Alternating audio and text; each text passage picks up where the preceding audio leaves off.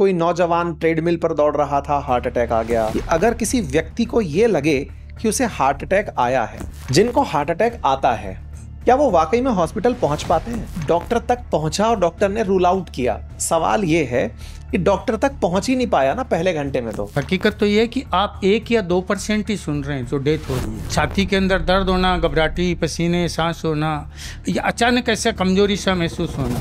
दुर्भाग्य की बात यह है कि हार्ट का दर्द है ना, यहाँ से लेकर के यहाँ तक और पीछे किसी भी एरिया में हो सकता है। 10 में से 1 सही निकलता है तो इसका मतलब उसने 1 की जान से बची। कॉमन मिथ ये है, लोग सोचते हैं कि बाईं तरफ हार्ट होता है तो यहीं दर्द होता है या हाथ में आता है। कितनी देर में ये गया हुआ जान वापस रिकवर कर सकता है? हम लोगों के जीवन में होता है कि सरकारी नौकरी ज्वाइन क्यों करनी है, उसका एक ट्रिगर पॉइंट है।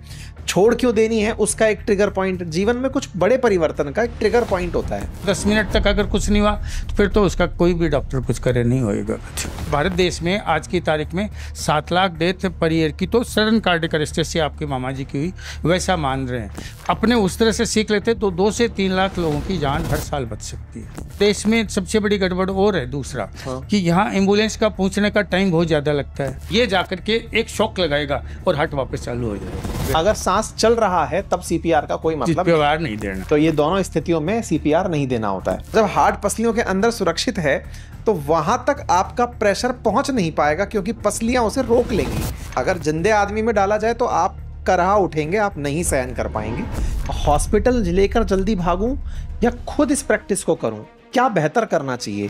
पसलियां दबेगी नहीं, टूट जाएगी। पर आपको ये लग जाना चाहिए कि ये प्रेशर हो रहा है। अगर आपका ज्यादा प्रेशर लग गया, पसली टूट गई तो कोई चिंता की बात नहीं है।